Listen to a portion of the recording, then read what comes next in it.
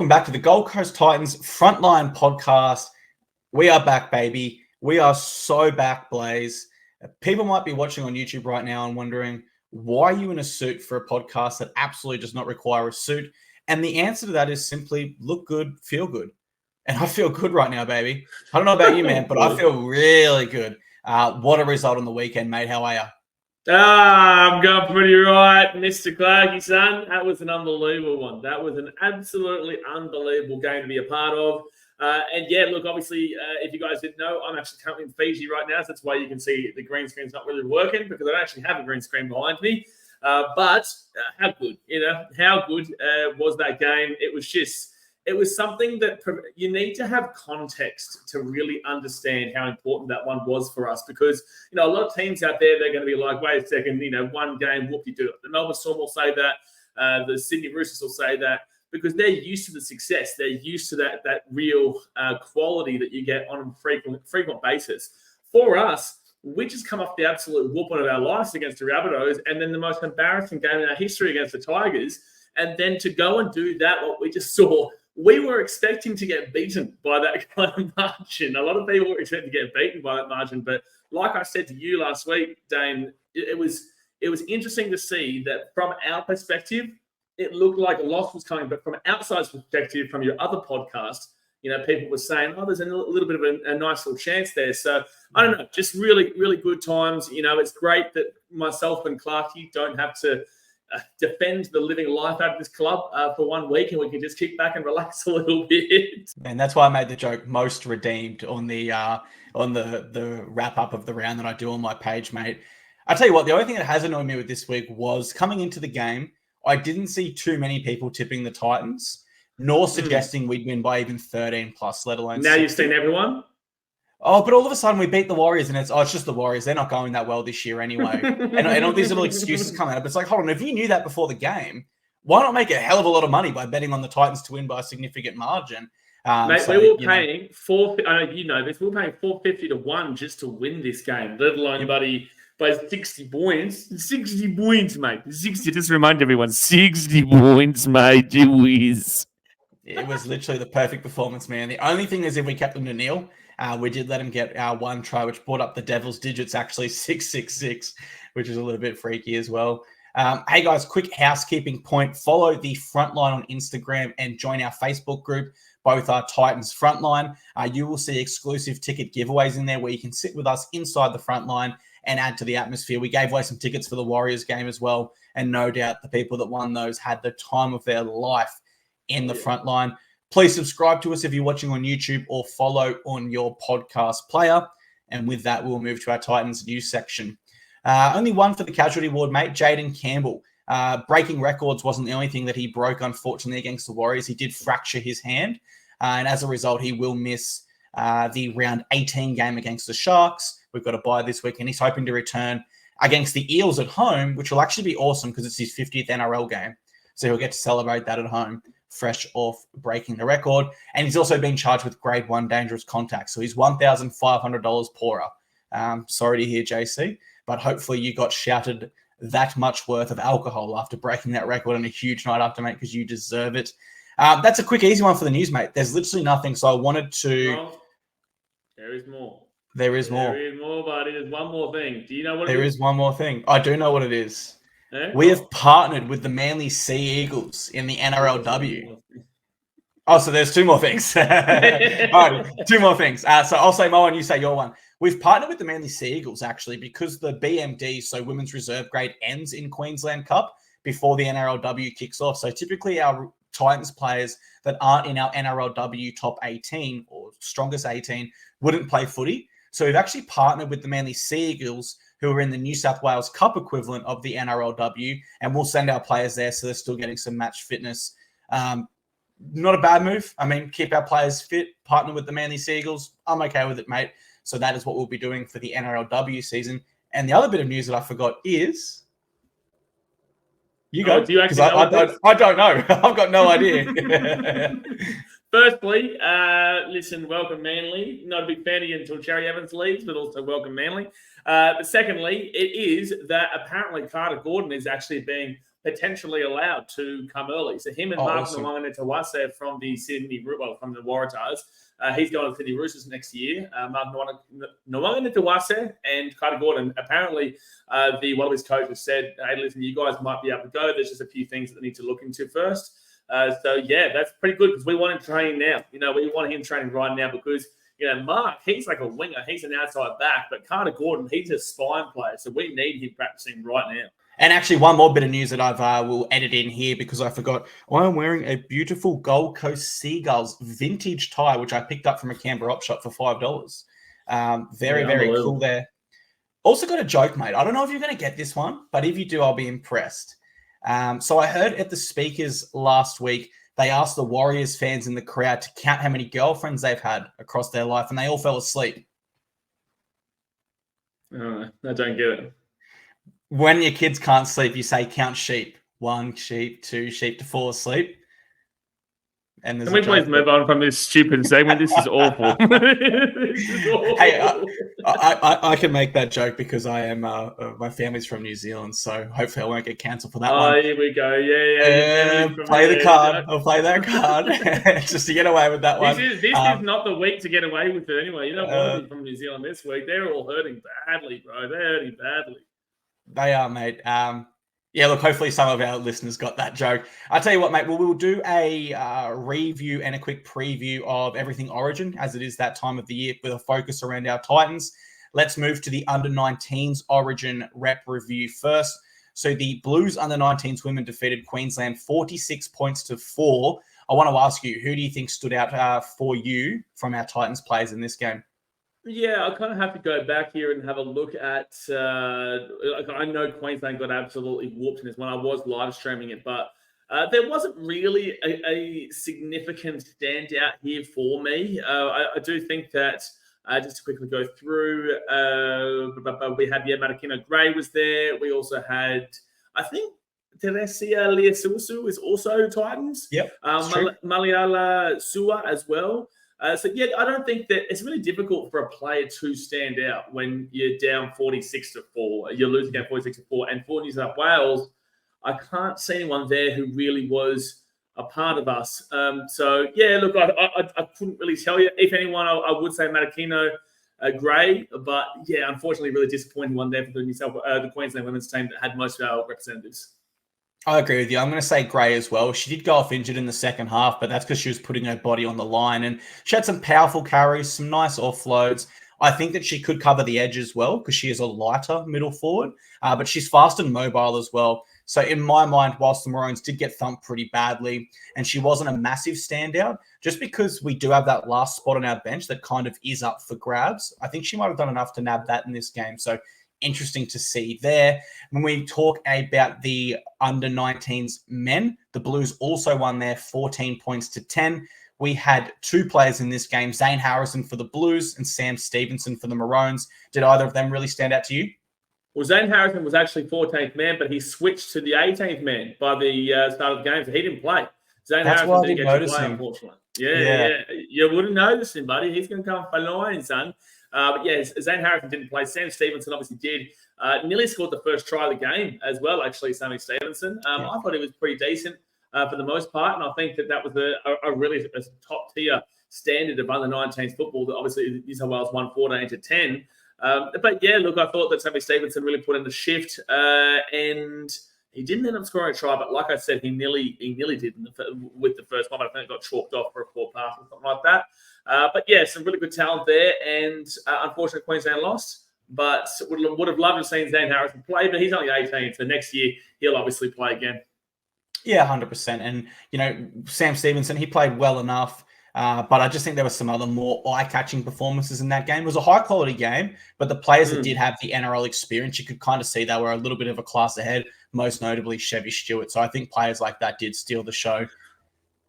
All right, mate, it is Origin week as well. We've got one representative in Origin Game 2 at the MCG. It is Mweki Fotuaika. What are you expecting? Big Moe, mate. What are you expecting from the big fella in his second Origin game this year?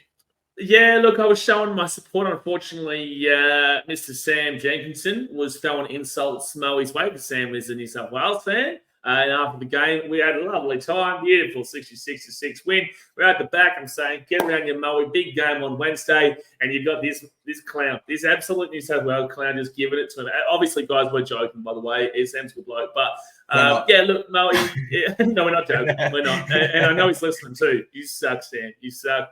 But who doesn't suck, and that's Moe Fodawaker. And that's enough emphasis to the fact that he wasn't playing for us on the weekend, guys, because he's playing in Origin. I'm really excited to see what Moe can do.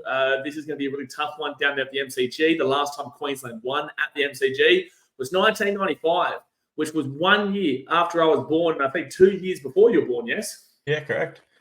Yeah, correct, so yeah. That's a long time. That's a long time, man. Queensland don't have a good record down there. We have a good record in Adelaide, not in Perth. Good record in New South Wales. Don't forget that one. And then obviously in Queensland. So, Moe's going to have to do a mountain of work. It's not going to be as easy this time around. There shouldn't be a send-off in the first 7 minutes. But I still back him in to have a big game. And I think he's going to be needed more to have a big game. I agree, Matt. I think he'll actually build on his first Origin game this year because there won't be that send-off. So I think it will be more of a middle battle. The Blues have really strong back three. And the Maroons, when you look at their bench, really, he is the only running forward that's going to bring an injection of energy into this game. I don't think Kafusi's going to do it or Capewell. So there actually is a lot on Mo's shoulders here. I think he's a little bit fresher than game one leading in. And I just think game one didn't really suit his true strengths. He came on and did the job that was required perfectly. That was defending a really hungry Blues side that was coming hard with 12 men. But Mo at his best is building momentum through the middle. And I think you'll have more of an opportunity this time around. So really excited for that. Women's State of Origin decider. That's the next night on Thursday. For the Blues, we've got Jamie Chapman and Talia Fuimeano. What are you hoping to see from either of those women in this one? Man, obviously I would love to see both Chapo and Talia do fantastic, right? Because they are Titans. But at the end of the day, I'm also Queenslander. So I know how good Jamie Chapman is. She is honestly probably the most informed player in the entirety of the game. She is incredible, Chapo. I'm really looking forward to seeing what she does here for the Titans this season. She loves the Gold Coast, absolutely loves it.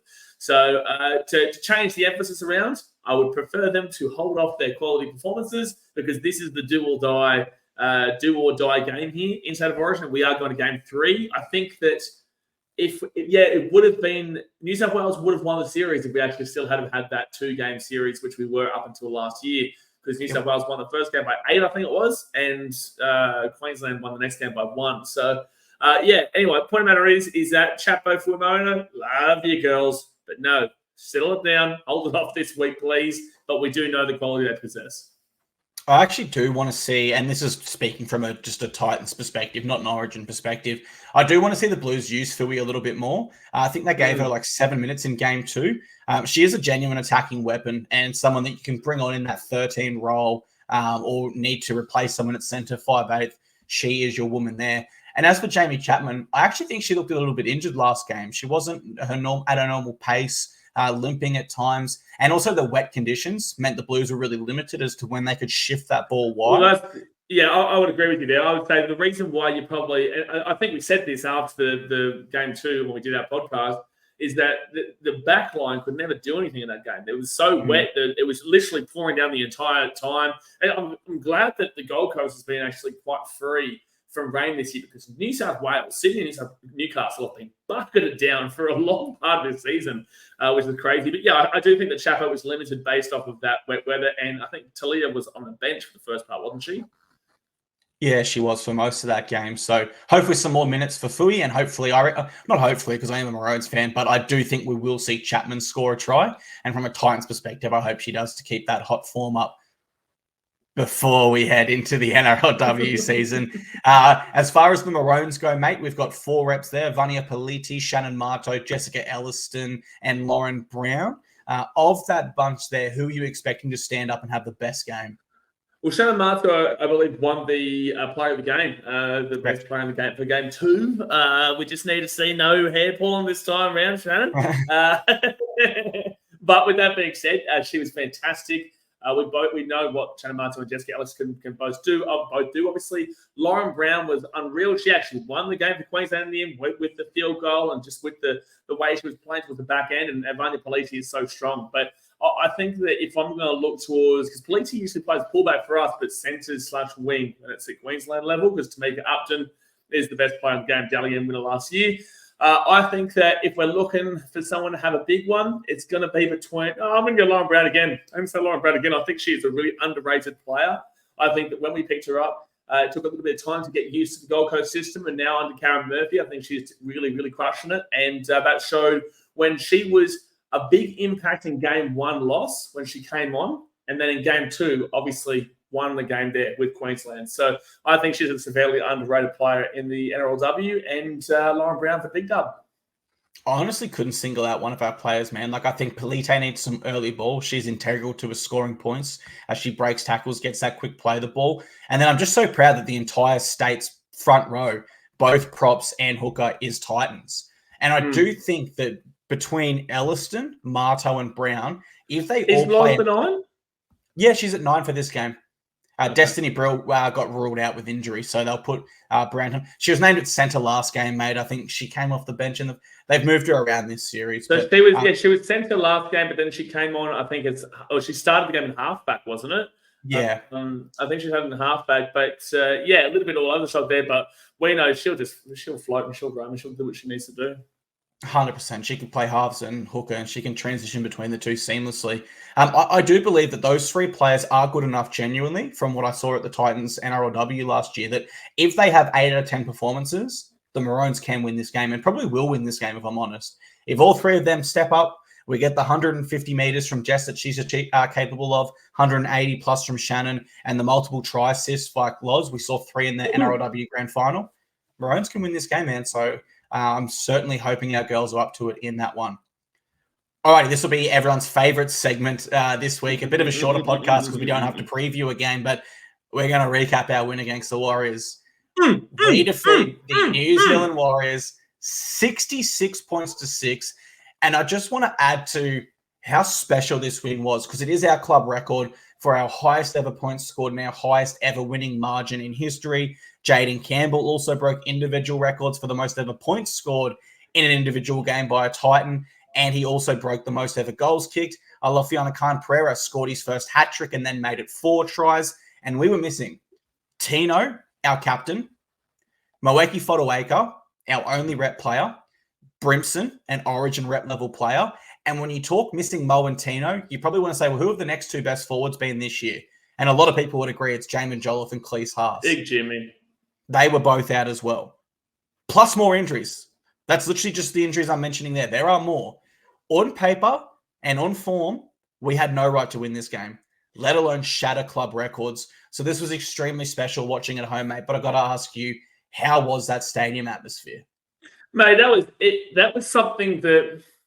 And I don't want to make you feel jealous, and I don't want to make any Titans fan who couldn't get there feel bad that they weren't there. But it is just something that you had to be there to experience. I just want to say to everybody there, that's not saying that just because you weren't there doesn't mean you're not a part of it. It's hard to explain the sheer disbelief in what was happening at that stadium, because you had a lot of Warriors fans there, and I'm talking a lot, like 15, 16K, maybe 17K, and there was 22,500 in attendance. So the large majority, and I got messages and posts and stuff saying, oh, we're going to teach these guys a lesson in how to build an atmosphere. That was fantastic to watch. Really, really good to see your atmosphere there.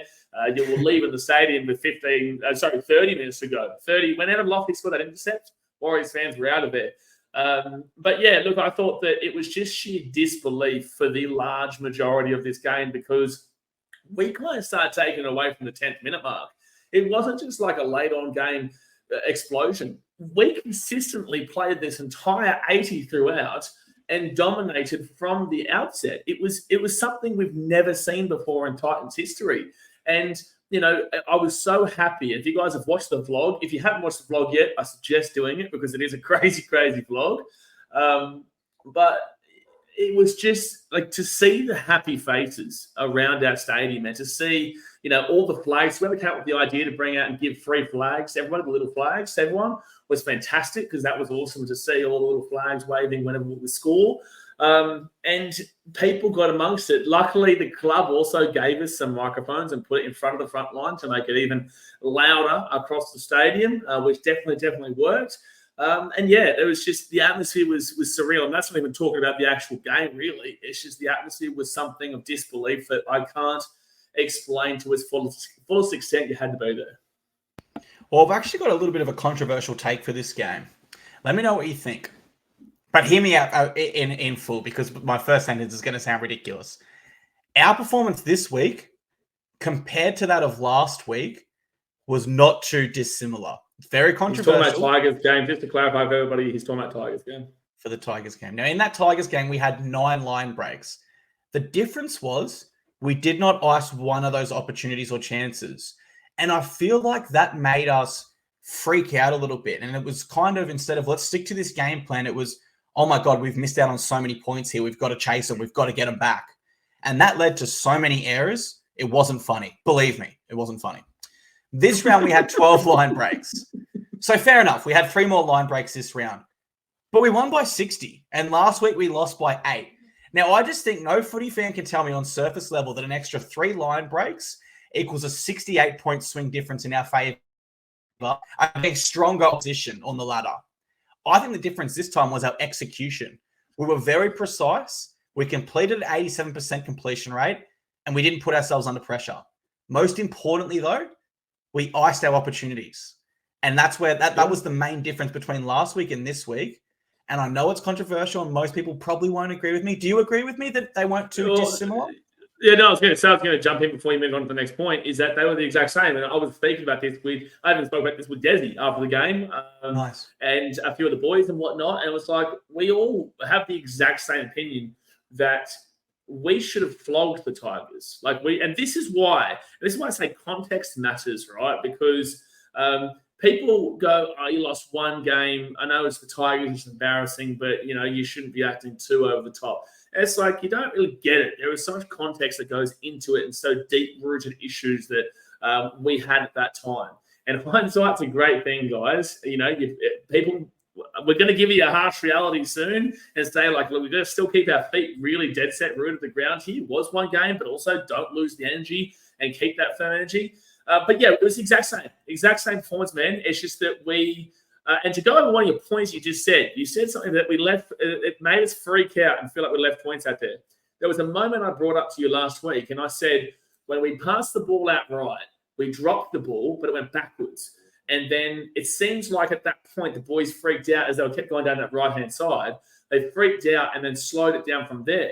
So it goes into what you're saying there, is that when they freaked out because they weren't icing all the opportunities, you're absolutely right. But this game, it's like it was a mixture of the Titans were awesome, the Warriors were bad and lethargic, but the Titans were awesome and did ice those opportunities. And it does provide context to collaborate the two of them to say, I think the Tigers game actually shows us now, not back then, not last week were we thinking this, but I think now it coincides to say that we are on the up and this is a good trajectory and we just need to be confident within ourselves, the team, which was my point of emphasis on how to win this game. I said the point of emphasis was that we just didn't believe in ourselves because we have a good enough team here.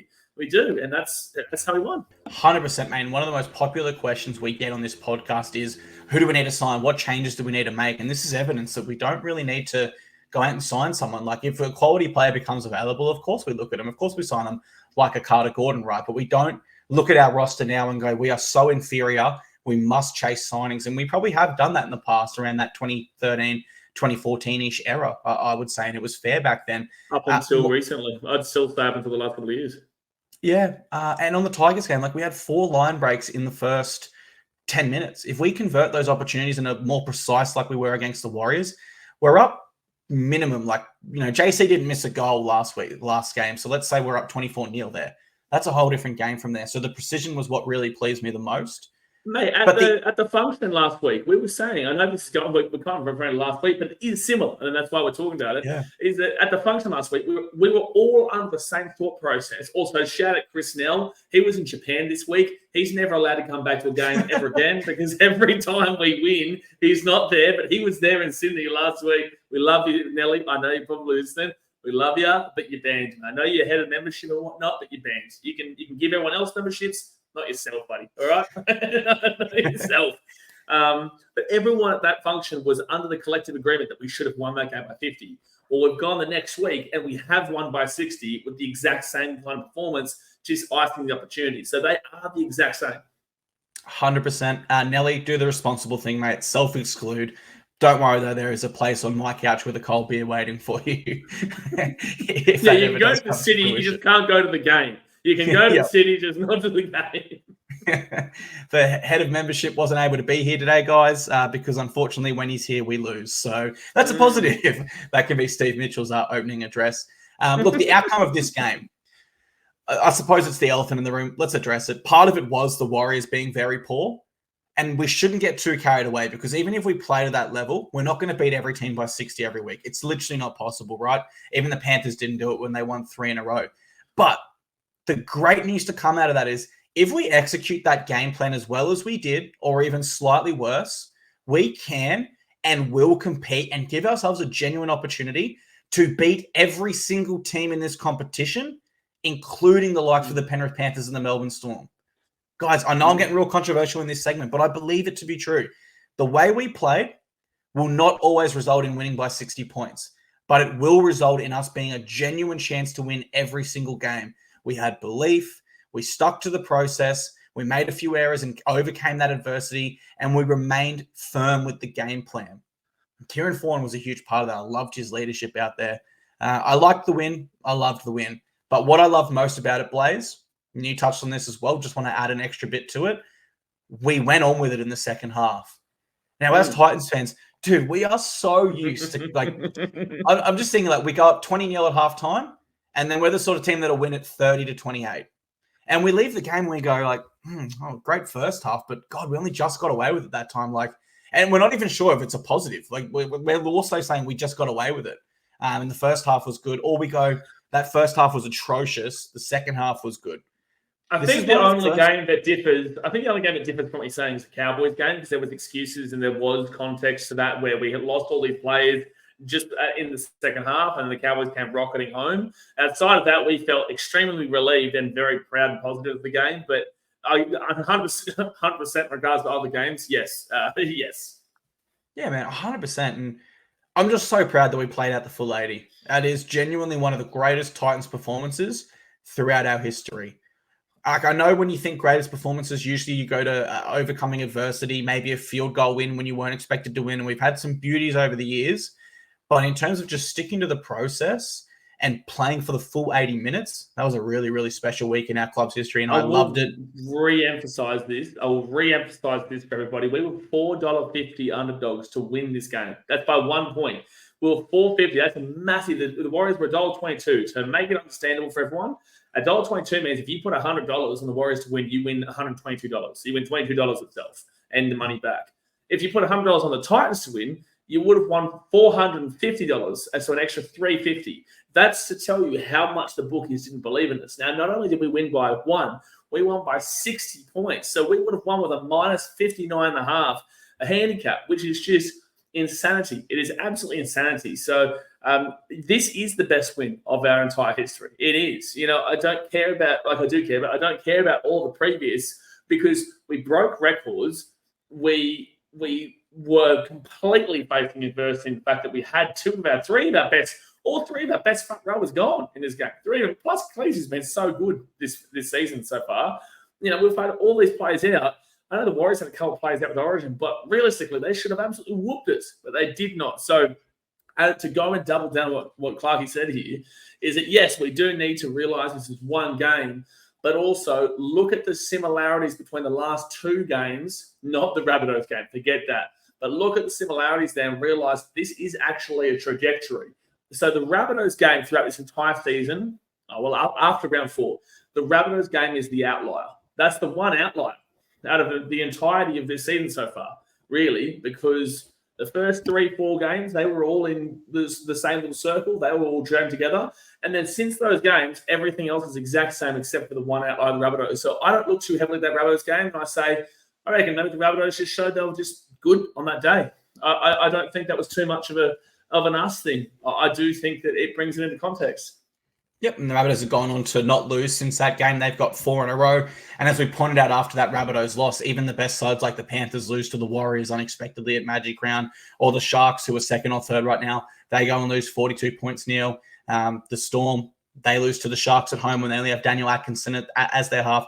Even the best clubs have blips on the radar, guys. So there's nothing to take away from us in that regard. We have been consistent since that round 4 mark in most aspects, just not 100% consistent. And that's part of a developing side. I'll repeat it one more time, guys. There is so much to love about this football team moving forward, despite how dejected we were last week mainly. Even if we don't win as many games this year as we won last, we are going to be in such a better place come 2025. And I will be predicting us to play finals next year. I will say it right now, even though there's still 10 or 11. I don't want to go as high as top 4. But because I can't feel 100% confident about that. But I can genuinely say I'm 100% confident we play finals somewhere within the top 8 next year. And I really do believe that. I'm not just bluffing when I say that. Let's go to our 3-2-1s, mate. I'll let you go first, even though I already know your 3-2-1s because we do a Dally M post together on my page. But I think you might have actually made an adjustment since that point. So who gets your 3 points from this game? Mate, I could have adjusted 34 times to who I've gone with my 3-2-1s here because there were so many. And we have gone the same 3 amongst the 3, but there is absolutely a great deal of shout-outs that we're going to have to do as well, specifically to one player. My 3 points, I am going to go with Kieran Foran. I am going with the Foz. I thought that I originally had Keanu here. I originally always had JC in that 2 spot. I've just kind of ruined my 3-2-1s now. I've just kind of ruined the 3-2-1s. Yeah, spoiler alert. Sorry, guys. I'm going to read through it now. So I had my Kieran Foran as 3, Keanu King is 3, and then switch those 2, and I always had JC there.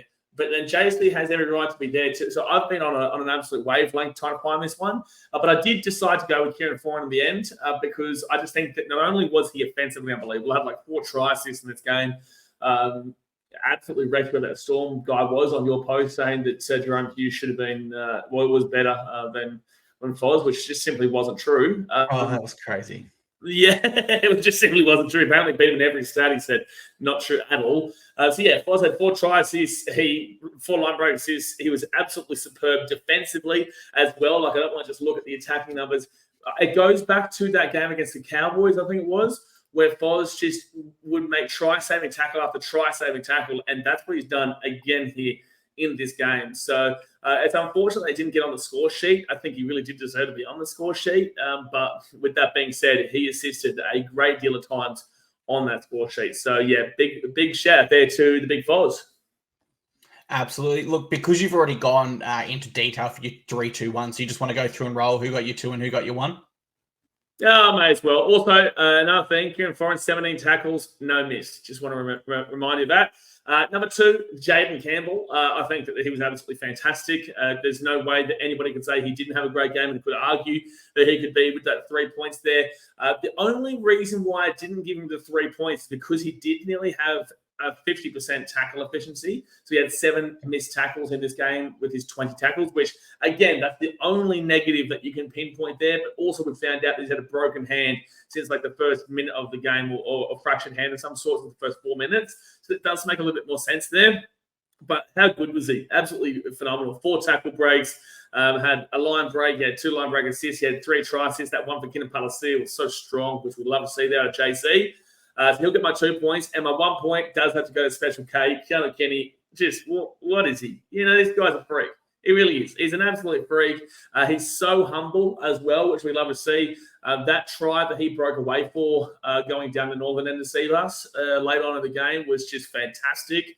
The little inside ball there for Foz. Scored 2 tries in the game. Ran for 249 meters, which was the most of the game.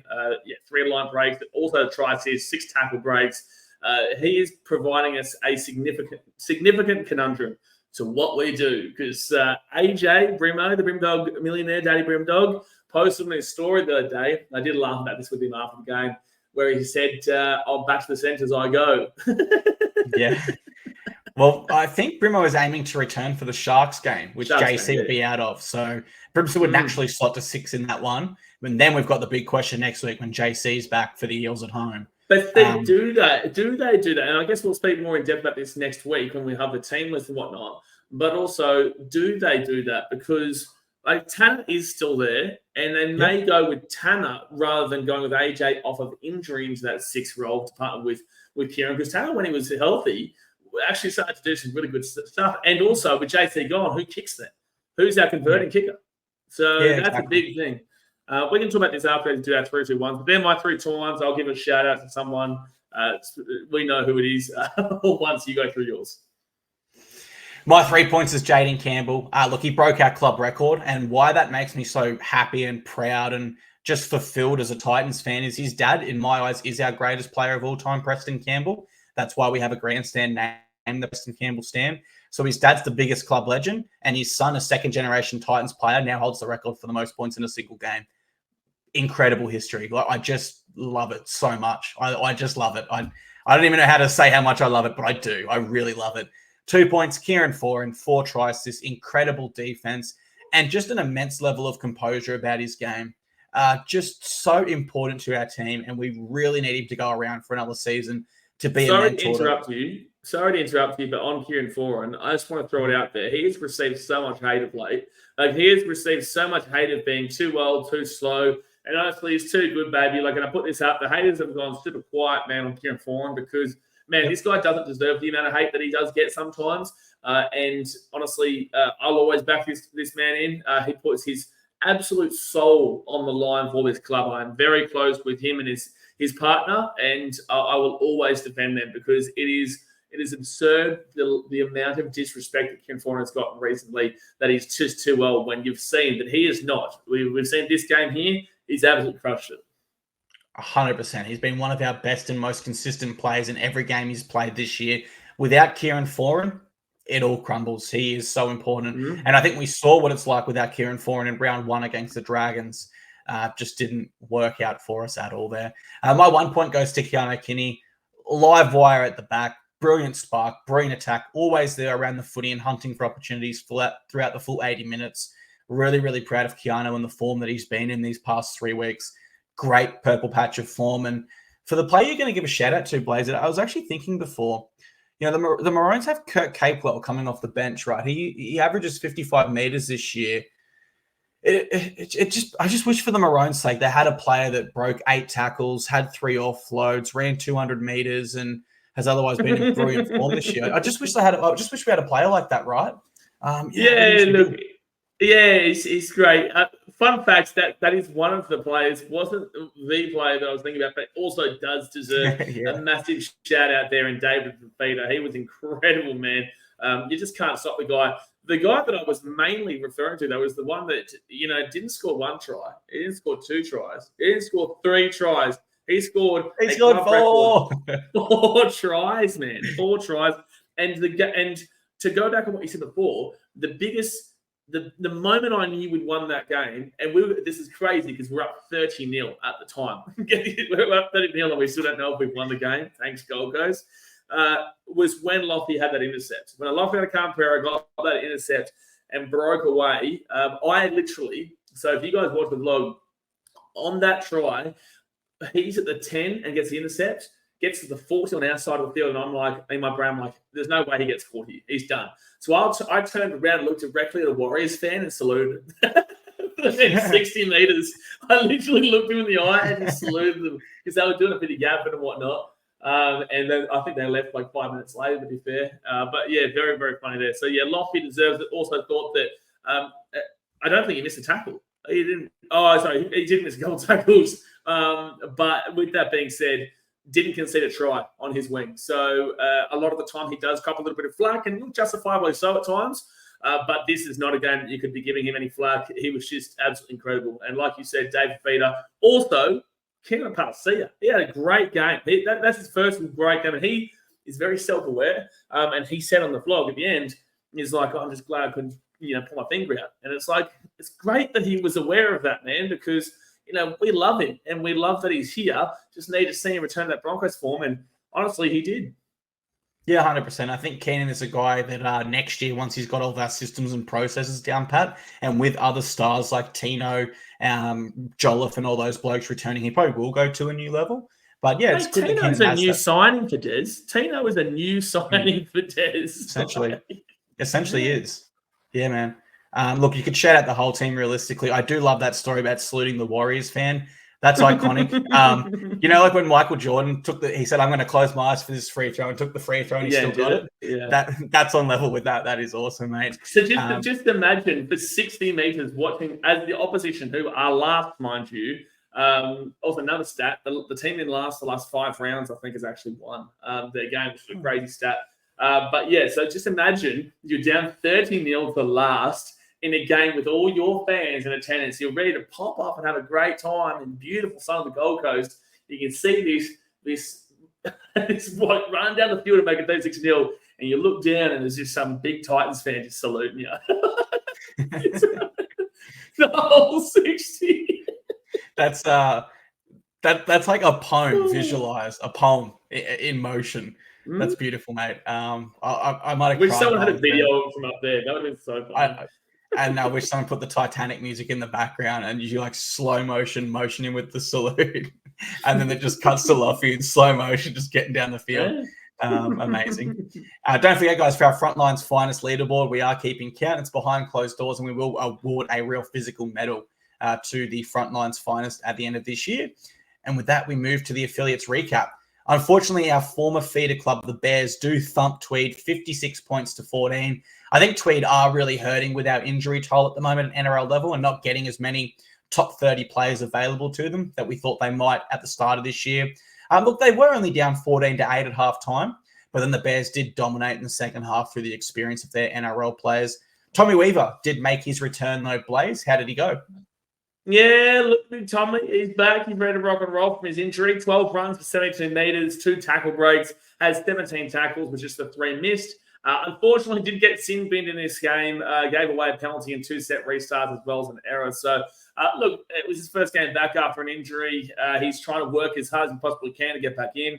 I love all the love that we're seeing for our youngster there and Tommy Weaver, but it's important. How did Tommy Weaver get back in? Everyone last week was like, Tommy Weaver must be in. He has to be there. We're going to win 66-6. And this is a reiteration and a re-emphasis for all the fans out there, is that sometimes, things change very, very quickly. Things change very, very, very quickly. They're building towards it. Desi is building this team. So I know this is kind of going back to the Titans game, but Tommy Weaver's going to work real hard, man. And we know he can do it, but, geez, good luck to him. Yeah, 100%. And for Tommy, I think he would know that's not his best game, but it was his first game back from an injury that he pushed. Like, he should not have returned against the Knights realistically, but he put his body on the line for our club. So absolute respect to Tommy. He's still young. Yeah, you're right. And look, I think he'll be absolutely fine. And how he comes back from that, no concerns for me at all. Unfortunately, though, Tweed do fall to 12th on the ladder, and the Jets are still last. This round at 10 past 2 p.m. on Sunday, the Dolphins host our Tweed Seagulls in Redcliffe. That game will also be on KO and 9 now, if you want to watch them go around. And then later that day at 3 p.m., the Jets are at home against the PNG Hunters. Now, Tweed's run home, I had a look, Blaze. At this stage, they only play 3 sides currently in the top 8. So they do have a great chance to play finals. But for me, I think it is kind of getting into the now or never territory. This is a side that we want to see at least 5th, so we get a home final, right? Yeah, 100%. We definitely want to see this to get a home final. Hopefully, that means we could actually go down for it, you and me both. But yeah, look, it's obviously starting to look really difficult at this point. We did expect a lot more from Tweed this season, but it hasn't necessarily panned out because, again, the Titans have had to absolutely drill Tweed for talent. Bringing up guys like Jacob Alakwinki, bringing up guys like Tommy Weaver.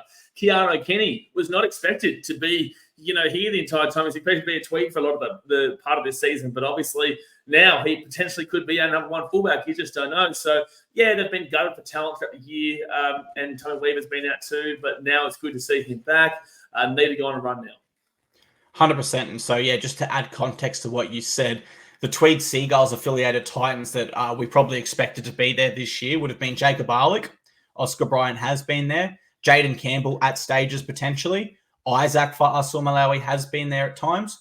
Jojo Fafita, we would have expected him. Tony Francis. Cleese Haas at times. Maybe Brian Kelly at times when we still had Aaron Shop. Keanu Kinney, that's a huge one.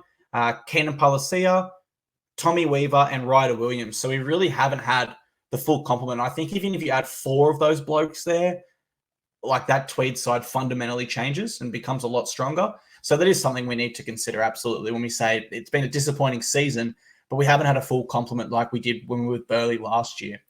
We had players, like Tony Francis leading the comp for tries, etc. All right, guys, unfortunately, we will not be previewing next round because we have a bye. So let's enjoy the free 2 points. Look, finals not fully out of the equation, but I think that we're still a fair bit off. So I don't want to get too excited. Wait a second. I know we're going to go through this quickly, but I'm going to give some positivity here. You negative Nancy. You Clarkey's a negative Nancy. Get it trending. Listen, so we're in 15th right now with 12 points, which is equal with the Tigers in 16th with 12 points. We also had a massive win against the Raiders on the weekend, mind you. And then the Eels, the Bunnies Wheels, they are in last place right now with 12 points. Their fans giving me grief all throughout this year. How are you feeling? But yeah, look, so our points differential was helped dramatically by this. We've gone to minus 71, which is actually not too bad anymore. We're better than the Raiders already. We've got better performance against the Raiders. We're in 10th. But so the Tigers, they play the Roosters this week. I can't see them beating the Roosters. The Eels, they play the Knights this week. I could see a world where they beat the Knights in Newcastle, but I'd probably still favour the Knights. Oh, no, I probably would go the Eels. So even if they win, they would have to win by over 50 points to go above us, which I can't see happening in the Hunter. The Knights are at the kind of last chance season as well. So this is, I just want to reiterate, people, we are currently 3 wins out of the 8. So we're on the Cowboys, Broncos, Bulldogs, Dragons, and Raiders are all on 18 points. Right, the Cowboys, Dragons, and Raiders are all with negative points differentials. Right, so we are on 12 with minus 71, but we'll have these 2 points. And those 3, actually, every single one of those teams has a game they play this week. Raiders play the Storm, Dragons play the Dolphins, Cowboys play the Panthers, and the Broncos have to take on a Warriors team that are hurting, and the Dogs take on the Sharks. So there's some tough matchups there. So we get those 2 free points. If we can beat the Sharks, mate, I'll put us back in the hunt. I think if we beat the Sharks in Coffs in 2 weeks, it puts us back in the hunt because I'm telling you, there is a lot of potential here. We're not going to go over the Rabbitohs because they have a bye, but our points differential is better than theirs as well, mind you guys. So I think for us, it comes down to the game against the Sharkies at Coffs. If we win that, we're on here. We are on here. If we lose it, we're off, and let's just avoid that last place. But something to remember for people, 2009 Eels, they were in last place at this point of the season with a big gap to collapse, and they did. They got to the grand final. And in 2023, with the Knights? The Knights, I think, was second last at round 16 and ended up getting into the second week of the finals. And they went on like a 10-game win streak. So it can be done. I know it is this is a change of thought process very quickly after one game. But you've got to still maintain that energy and feel confident that we can do it. Because I can tell you right now, these boys still believe they can make the 8. They still believe it. So let's go and do it. Yeah, look, I still maintain the belief, and I think we can. But I also just am erring on the side of caution because I know it is difficult to recover. Don't go crazy thinking like it's a guarantee. Like I'm not telling everybody like we're going to make the 8. I'm telling you, there's a reality to it all. But also keep one eye open on this perspective because that one eye could actually open up through. But we need to beat the Sharks. Yeah, so I'm going to go a little bit further than that. I think we need to beat the Sharks, Eels, and Seagulls. But we need to get on a 3-game run there. I think if we win those 3, 4-game run, including the Warriors, one of those is at home with the Eels, and the other's Manly, who we did beat at their home ground last year. So I don't think we fear that venue too much. No, we do beat Manly quite a bit down there at Brookie, and also we only lost by 2 points to them controversially at Seabus this year. Exactly right, mate. And so that would give us a 4-game winning streak where we go into a rival fortnight where we verse the Dolphins at Suncorp, who we've never beaten before, but we have performed very well at Suncorp earlier this year, and then we return home against the Broncos. that's, if we win one of those two games, because they are big rivalries to us, then we're in the hunt for those final home game stretch. But still a fair bit to play out on the ladder. But certainly we're both holding belief and praying for a result. Alrighty, mate. Phone the frontline time. If you guys want to be featured in this segment, the link to do so is in this show description on podcast players and on YouTube. You can leave us an audio message. It is as simple as tapping record with your phone and talking into your phone as if you're on a phone call. From there, you can leave that message anonymously, or you can leave your name for us to give you a shout out. Our first one today, Blaze, came in 22 hours ago. It's 13 seconds long, and it is anonymous. We will play it now. Boy, how's it going to feel when the Titans lose to the mighty mother Sharkies, mate? Up, Cronulla. Okay. Get off the peptides. This next one's anonymous as well, 15 seconds long. Hey, guys. So I think the Titans game from the weekend has ruined my love life because my future wife is going to have to live with the fact that my wedding's the second best day of my life because I don't think there's a single thing that can top that feeling. I love that guy. I want to marry that guy, actually. Forget his wife. Well, at least you'll be understanding as the wife. At least you'll be understanding. Interesting that you've taken the wife role already, however. So you've decided that. But look, I think that I will disagree. Do you know why? What have you got? Well, mate, when we win the premiership, you think we're going to be thinking about the Warriors 66-6? I'm going to be thinking we've just whooped the entire competition, and we're going to be in Sydney. I'm not surviving that night. I'm just throwing that out there to everybody. Not surviving the night that is the grand final that we win. And also, I think the only thing, I absolutely agree with him. The only thing that I could see as better than what we experienced at Seabus or just at home on Saturday would be to win our first finals game since 2010, because we have only won one finals game in our entire history, and that was against the Warriors. Fun fact, another shot in the dark there, another bullseye against the Warriors. Our only win in the finals game was against you guys in 2010. But yes, that those two, the grand final is number one, but also winning our first finals game will be surreal. Oh, mate, I don't want to think that sexual on this podcast, if I'm honest. That will be a beautiful, beautiful day. Mate, you've just told us that you're going to marry this dude. You just told us. You know what happens that night in the marriage, mate. So and you've already assumed that you're the female. So let's swiftly move on before we get cancelled. This next one comes from after darkness is 18 plus. All right, this next one's from Brody Townshend, and it is 9 seconds long. What do we do with the fullback 5'8" situation, especially after Brimson comes back from injury? Yeah, cheers. Good question, Brody. I recommend to start, let's either move Brimson back to centre or, 14's too disrespectful for a rep player. I think let's put him back at centre for a game or two, get that match fitness, see how he looks. And if he really looks disinterested and we're not getting enough out of him, then look to either put him to 5'8" and Jaden Campbell to 14, or vice versa, him to fullback and Keanu Kinney to 14. But I do think for that first fortnight, Brimo should, what's the word I'm looking for? He should take one for the team and just move to centre for a period just to get that match fitness back up and then be ready to go for one of his main positions. How do you view it? Yeah, this is one that I feel like we'll have to go even more into depth with what we see after Brimo. Well, to be fair, even if when Brimo does get selected next week, we won't have JC, so that means that we won't have the full picture there anyway. There is always the different options. Keanu 1, JC 6. Oh, sorry, actually, I'll leave that for last, right? So there's the option of AJ 1, Keanu 14, and JC 6. Or there is the option of AJ 6, Keanu 1, and also JC is potentially like a 14, right?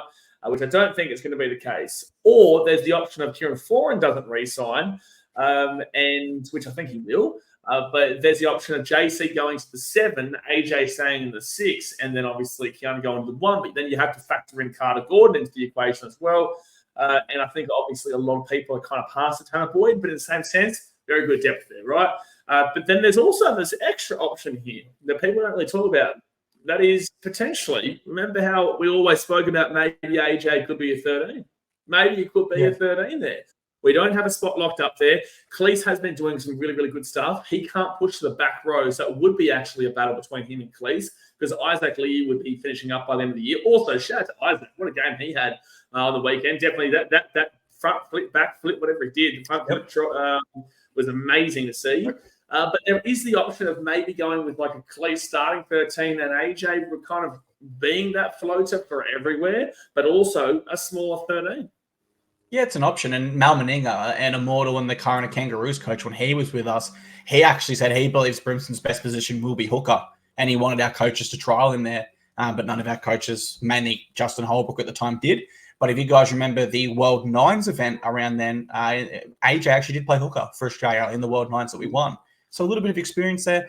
I think AJ is like a Kurt Mann, or I'm trying to think. He's another way example. better than Kurt Mann, then, though. No, I'm not comparing them as players. I'm just comparing them in the sense that they're victims of their versatility. Connor Watson, that's the one I was looking for, where they can play every position. So people naturally look at them to the bench because it's great to have that versatility, like a Sean Berrigan throughout history, Craig Wing, Jason Croker from the Raiders back in the day. Naturally, people go and look at AJ as he could be 14 because he can cover anywhere. But the reality is, whether he's playing centre, fullback, 5'8", potentially even hooker or lock, he's more than good enough to be a starter in majority of the sides in this competition. So I think AJ has to start, though. He has to start. Like, I don't see him being a bench. Like, you couldn't look at a 17 and look at AJ Brimson in a 15, 16, or 17, or even a 14. I couldn't see that. So it's such and this is, and we said this, I think, early this year, maybe late last year on this podcast, where this could be a blessing for us that we've got such good depth and such good, amount of fullbacks and players in this team, but also it could be a negative because if you don't fit them all in, you have to lose one of them, and you want to make sure you lose the right one. You want to make sure that if you're losing JC, that it better be the right decision, and AJ and Keanu must be the two guys to go forward with. Or you do the same thing with Keanu instead of JC and AJ, or same thing with AJ. But AJ's here until 2030, so he's not going anywhere. He will be a starter. So it comes down to JC and Keanu there. So they need to fit AJ in somewhere. Keanu fit somewhere, JC somewhere. Otherwise, we will lose one of JC or Keanu, and that's a scary predicament. But also, we just need to figure it out. I agree, and I guess I'll finish on these 2 points.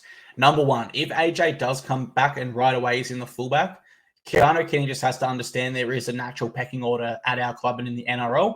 Example, Sualavi Fa'alongo looks incredible for the Storm, but the moment Ryan Pappenhausen was fit, Ryan Pappenhausen walked straight back into that side, and he's not an Origin player. AJ Brimson is an Origin player there. I will say, in regards to Keanu, I know Keanu well. I'm very close with Keanu and his family, and I will say that he is the type of guy that just wants to win with the Gold Coast. He is very, very patient, and if he wasn't selected to start in the one, I do think that he would understand. And his dad, Mike, great bloke, man. You know, he pushes him, when he tells him, you haven't done anything yet. You haven't done anything just yet.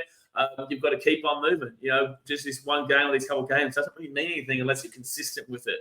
So, I think that Keanu's got a great head in his shoulders, man. I think that if anything was to happen, he would be okay sitting on the side just for a little bit to focus it up. But we do need to have a good plan for him long term. Agree. Because I'm sure the Storm have a plan for Sualavi Fa'alongo. And that kind of is my final point as well. At the moment, we have three very good fullbacks, but so did the Melbourne Storm post-Billy Slater era. Jerome Hughes transitioned to be a halfback. Scott Drinkwater transitioned partially to become a 5'8" before returning, and Nico Hines transitioned from a fullback to a halfback. So yes, at the moment we have a depth issue where we have too much depth at fullback, but there's nothing to say that AJ can't transition to a halfback, or Kinney and Jaden can't transition to 5'8". So we're in a predicament where it's better to be in than better to not be in, if that makes sense. Let's go to this next one, mate. A friend of the podcast, Brody Camp. This is 22 seconds. Boys, how much difference a week can make, eh? I only got one question for the both of you. Now, we know that the premiership muscle of the Titans was flexed over the weekend. But what we really want to know is how much muscle was flexed. Because I don't think it was just 1 year's worth of premiership muscle. I saw a whole dynasty's worth there. I'll leave it to you guys. it's tough to put it. See, because premiership muscle being flexed, it's not like a Richter scale or, it's not a measurement of 0 to 100. It's just something that has existed on the Gold Coast and always has. But look, if I had to put it in terms of a measurement commonly used in the imperial system or anything like that, I'm just trying to break down the quantum physics behind it. Let's say it's on a Richter scale. That scale is broken. It's broken. It's gone. If the little dial, it's just boom. I'm thinking, if I was to put it into words, mate, I'm thinking it proved that the scale is at least 2 premierships by 2030 for both the men's and the women's. I love that. Look, premiership muscle was... Shout out to Stevie Mitchell. It was flexed so hard, Brody, and it's hard to say how hard it was flexed. It's not hard to say. It's just hard to put into words. It was a flexing in the proportions and the likes of we have never seen before on the coast. I thought I was watching 13 Hercules on the field on Saturday. I thought Hercules was out there. We had Zeus there. Yeah. I can see, like in Star Wars where you have the clouds or whatever, or you look up the sky and you see those 4 people. I'm thinking, I was seeing Tom Brady, Michael Jordan, Keanu Kinney, and even though he's playing, he's also up there. And then, then also Sergio Aguero and Messi. Those are the greatest players of all time. You can just see them up there. So that's how I would kind of put it into words. Only thing I'm disappointed about this game is the fact the NRL didn't let us strip off our shirts and play shirtless, just to show the world that muscle, that premiership muscle. That would have been appropriate. There was one, not streaker, but there was one invader of the pitch at the end of the game, though. I think he was just so consumed by the premiership muscle that he just couldn't contain it and ran out the field. Speaking of an example of the premiership muscle that was shown, do you remember when that female streaker went on the coast and the security guard absolutely hammered her? And Mitchell Moses was like, it was right in front of me. It was right in front of the front line. That security guard, the premiership muscle he's shown in that hit, that's what we've shown for 80 minutes against the Warriors. It was incredible. Annihilated. Yeah. Mate, we should do up some merch. Premiership muscle hats, the player's name on the side, the date and the score, and get every player to sign it and raffle them off for charity or something. I don't have the means to do that. If anyone listening has the means to create that merch for us so Blaze can take it to training and get it signed, we will absolutely raffle those things off for charity. And you would have a piece of premiership history that the likes of which the world may never see again. Very, very special day for our club. Alrighty, mate, we are approaching that 1 hour mark, but let's listen to one more voice message. This one's from Matt Sherrison. It goes for 1.5 minutes. Boys, how good was that win? 66-6. It's just unbelievable. I'm gonna watch the game again tomorrow.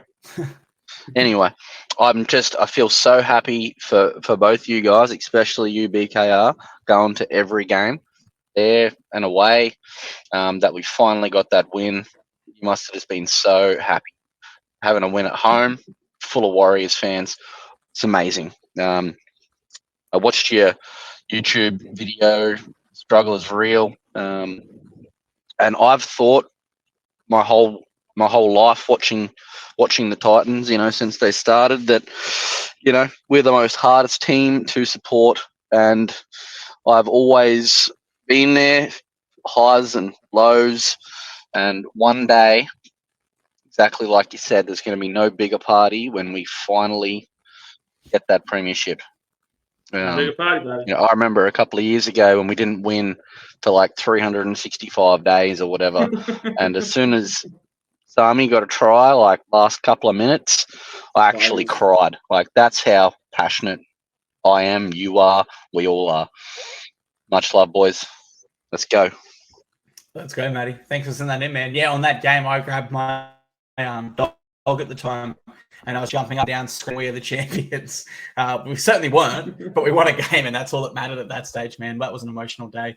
But no, Matty, love it, mate. Love your passion. Love that you've been here for ages with the Titans and that you ride the highs and lows like we do here in the front line, mate. And,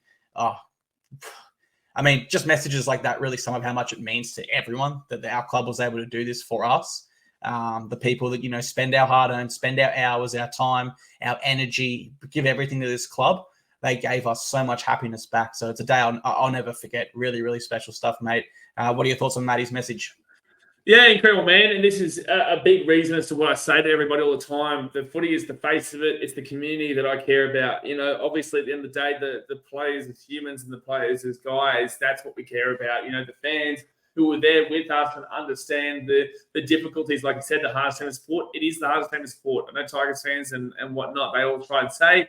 But I'm telling you that if you look deeper into it, we are actually more difficult to support because we've never won before. I'd say Warriors are actually kind of in that vicinity as well, and some of the Eagles, but we are down there, right? So it is incredible to be able to do this with everybody else. Like it can't be understated how much myself and Clarkey can't do it without you guys there. Supporting as strongly as you do. There were so many people. I couldn't even get off the field. Actually, this is a fun fact. I couldn't get off the field. I'm just a normal guy, guys. I'm just a normal guy who enjoys rugby league and enjoys the Titans. I couldn't get off the field. People wanting photos with me. And I'm like, man, I'm a lad from Merrimack. All we do here, man, is just trying to keep your positivity up, be proud of where we're from, be proud of the community. And it has been a really, really overwhelming experience. And yet that was just one win. Now imagine what the community feels like when we're winning game after game after game. And this is why I say, there will be no party like on the Gold Coast. No party. The whole, from Coolangatta all the way up to Buddy Danwell Coomber, especially like Surfers and Broady and Palmy go crazy. Like this place, you will not find a better place to party, and it will be AJ Bremo who's going to be leading the party. Doesn't matter that he's a daddy now. The fact of the matter is that he's going to be leading the drinks. He's going to be leading it, and we're going to be doing the craziest thing. Like I wish the Premiership, when the game was on, I wish that it was closer to the Gold Coast, because it's going to be amazing to be there, and I will obviously be there, and the boys will be there. We'll all go crazy. But the people on the Gold Coast, mate, you're going to have a good time. You're going to have a good time, man. So that's why I always say, keep the faith, keep the energy. We're here. We were here. We're all here at this time. And then one day there'll be a bunch of bandwagoners, but who gives a shit? Because they can join the party, which is going to make it even bigger, better, and the atmosphere is going to be wild. So much love to everybody, and I'm looking forward to our Premiership at the end of this year.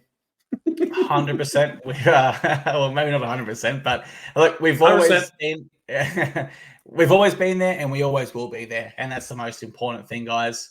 All right, we are fast approaching that hour mark. I think we're just over it now, so we will close the show right now. And, of course, we will see you next week to recap how all our Origin players went, preview our game against the Sharks, and everything else in between. Thank you for sticking with us, Titans fans, and being here. We love that you love this show.